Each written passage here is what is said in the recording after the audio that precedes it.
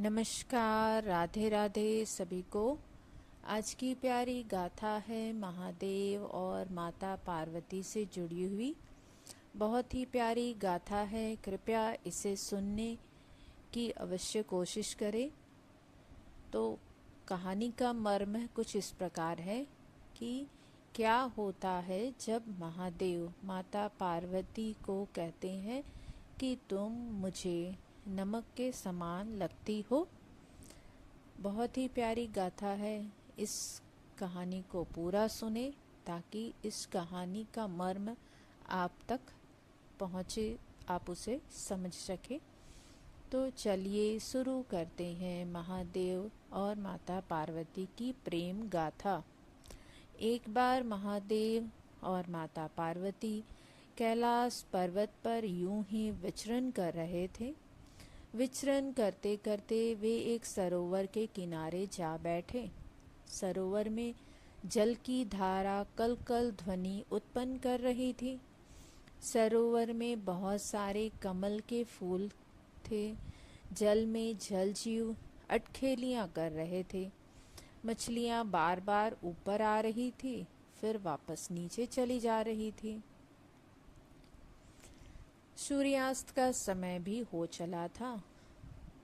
सूर्य की नारंगी किरणें कैलाश पर्वत को सुनहरे रंग में परिवर्तित कर रही थी।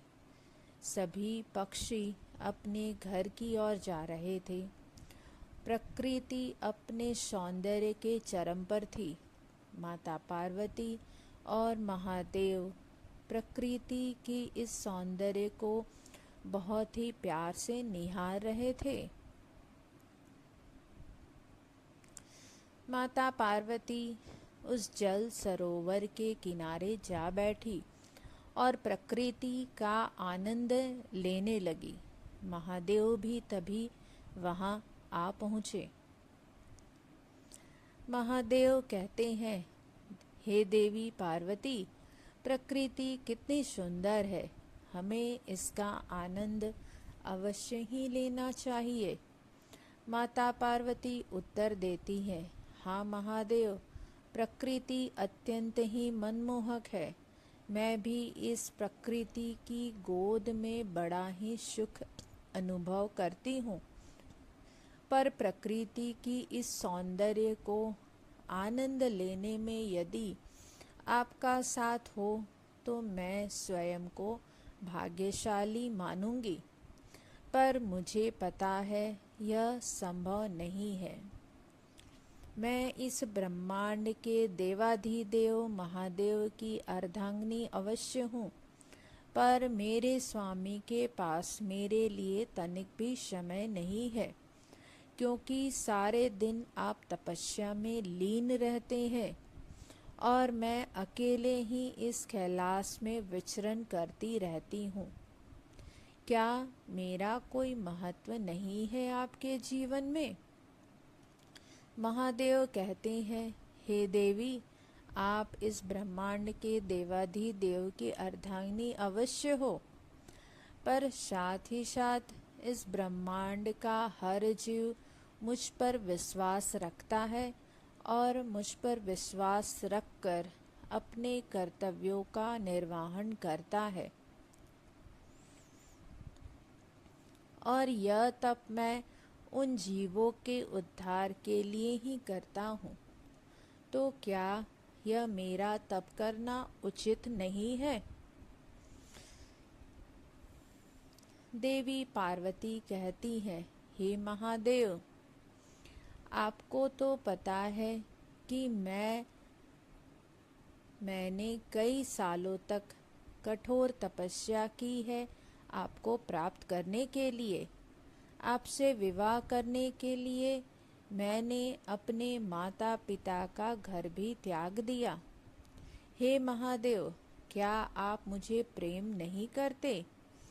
और आपके जीवन में मेरा क्या मोल है? कृपया यह मुझे बताइए। क्या मैं आपको प्रिय हूँ? और प्रिय हूँ तो किसके समान प्रिय हूँ? महादेव उत्तर देते हैं, देवी पार्वती, आप मेरे जीवन का आधार हो। जहाँ शिव है वहाँ शक्ति भी है। आपके बिना मेरा जीवन अधूरा है। और अगर आप यह पूछती हैं कि आप मुझे किसके समान प्रिय हो, तो मैं यह कहता हूँ कि आप मुझे नमक के समान प्रिय हो। देवी पार्वती महादेव के इस उत्तर से बहुत ही विचलित हो जाती हैं। वाह महादेव, मैं आपको नमक के समान प्रिय लगती हूँ। यह सुनकर तो मेरा जीवन धन्य हो गया। देवी पार्वती नाराज होकर उठकर वहां से चली जाती है। मन ही मन महादेव के इस उत्तर के बारे में वह सोचती है और कहती है, भला महादेव मेरी तुलना नमक से कैसे कर सकते हैं। महादेव मन मन मुस्कुराते हैं और तपस्या में वापस से लीन हो जाते हैं। तो ये तो योगी जी हैं, तो इनका ऐसा ही है। कुछ दिनों के पश्चात महादेव धरती भ्रमण के लिए निकल रहे हैं। महादेव देवी पार्वती से प्रश्न करते हैं, क्या देवी आप हमारे साथ धरती भ्रमण के लिए जाना चाहती हैं? देवी पार्वती कुछ समय के लिए चुप हो जाती हैं। महादेव कहते हैं कि मैं अपने भक्त भोले के घर जा रहा हूँ।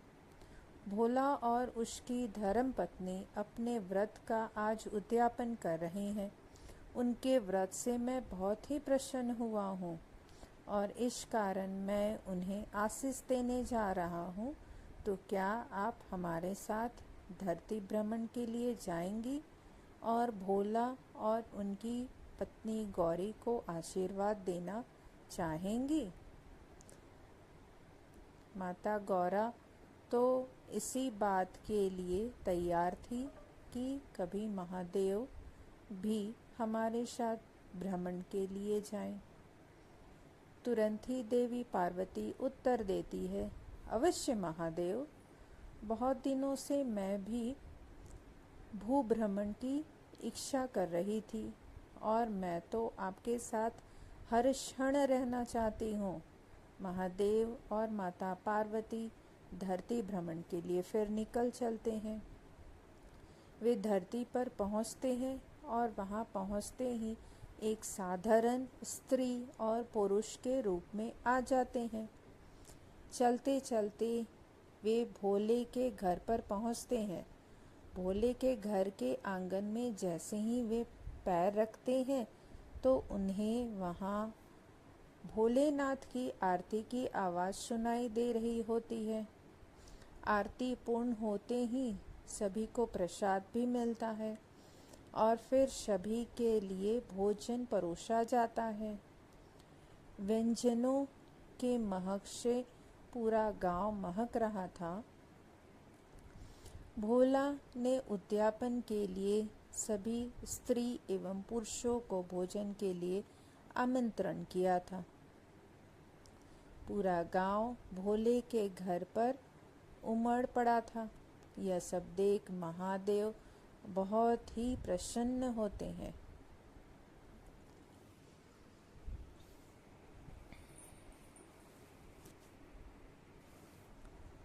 सभी जनमानस भोजन करने के लिए आसन ग्रहण करते हैं। सभी के थालों में अनेक पकवान परोसे जाते हैं और पकवान इतने कि गिनती ही ना हो। महादेव और माता पार्वती भी सभी जनमानस के साथ ही भोजन करने के लिए बैठ जाते हैं।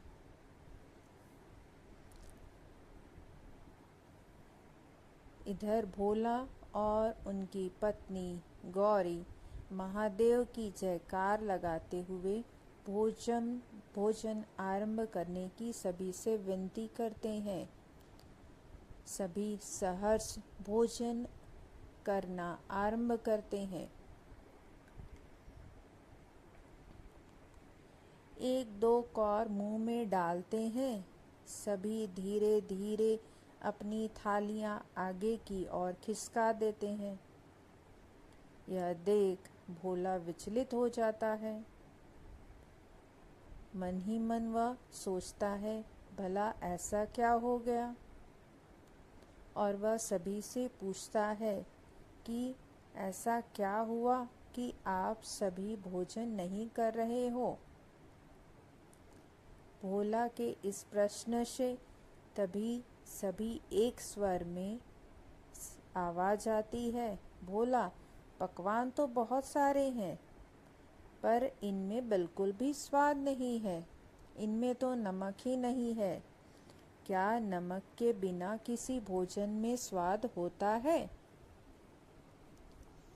क्या तुमने हमें यहाँ हमारा अपमान करने के लिए बुलाया है? हम इस भोजन को नहीं कर सकते। तभी भोला तुरंत ही दौड़कर रसोई घर में जाता है और सभी भोजन में नमक डलवाता है। फिर से सभी की थालियां परोसी जाती हैं और भोला और गौरी सभी से क्षमा याचना करते हैं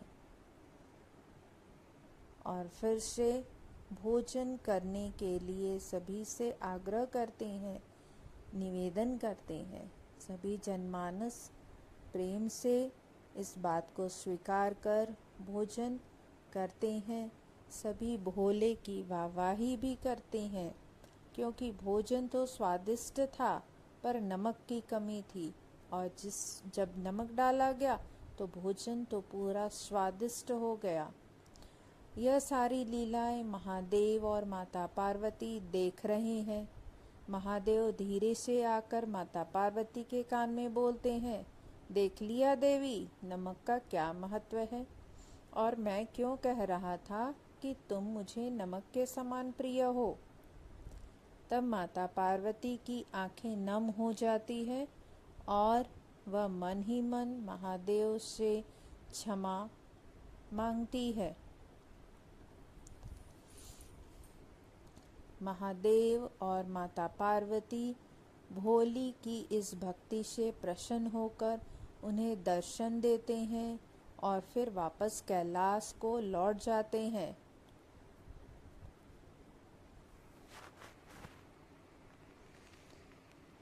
तो मित्रों, कैसी लगी आपको यह कहानी? महादेव और माँ पार्वती की प्रेम गाथा। आशा है आपको अवश्य ही पसंद आई होगी। यह कहानी आप YouTube पर पहली बार सुन रहे हैं, और अगर आपको पसंद आई हो तो कृपया कर इस चैनल को लाइक, शेयर, सब्सक्राइब अवश्य करें। और फिर मैं जल्द ही आऊँगी आपके लिए फिर से एक प्यारी सी हमारे सनातन धर्म से जुड़ी हुई इसी तरह की नई नई कहानियों के साथ। तब तक के लिए सभी को हमारा नमस्कार एवं राधे राधे।